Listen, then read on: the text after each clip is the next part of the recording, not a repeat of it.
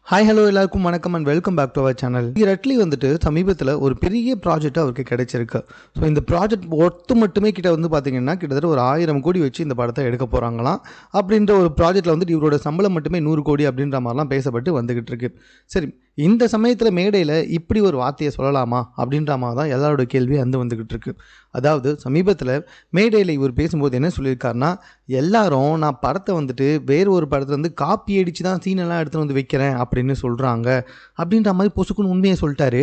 அதை சொன்னதுக்கப்புறமா பட்டுன்னு என்ன பண்ணிட்டார்னா, இல்லை நான் காப்பி அடிக்கலை, ஒரு படத்துலேருந்து ஒரு சீனை இன்ஸ்பிரேஷன் பண்ணி அதுலேருந்து சில விஷயங்களை மாற்றி என்னோடய படத்தில் வைக்கிறேன் அப்படின்றார். இல்லை, எனக்கு சுத்தமாக புரியவே இல்லை. இன்ஸ்பிரேஷன்னா எப்படி? ஒரு விஷயத்தை இன்ஸ்பிரேஷன் பண்ணி அதோட சாயல் இல்லாமல் வேறு மாதிரி எடுக்கணும். அப்படியே வந்துட்டு ஒரு படத்தை பார்த்து இன்னொரு படத்தில் வைக்கிறதுன்றது எப்படி ஒரு இன்ஸ்பிரேஷன் ஆகுனே தெரியல. ஒன்றுமே சுத்தமாக புரியல. ஒரு மேடையில் எதை நினச்சி பேசினான்னு தெரில. ஆனால் அவர் வாயாலே வந்துட்டு ஒரு ஸ்டேட்மெண்ட்டை கொடுத்துட்டான்றது மட்டும் நல்லா தெரியுது. அதாவது அட்லி வந்துட்டு வேறு ஒரு படத்தை பார்த்து அதுலேருந்து இன்ஸ்பிரேஷன் ஆகி அந்த காட்சி எடுத்து தன்னுடைய படத்தில் யூஸ் பண்ணுறாரு அப்படின்ற மாதிரி வந்துட்டு கொஞ்சம் மறைமுகமாக சொல்லியிருக்காரோ என்னவோ புரியல.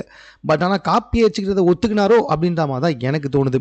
அதுவும் இவ்வளோ பெரிய ப்ராஜெக்டை கையில் வச்சுட்டு இருக்கும்போது எதுக்காக சம்மந்தமே இல்லாமல் மேடையில் ஏறி இப்படிலாம் பேசணும் அப்படின்ட்டு தான் புரியல.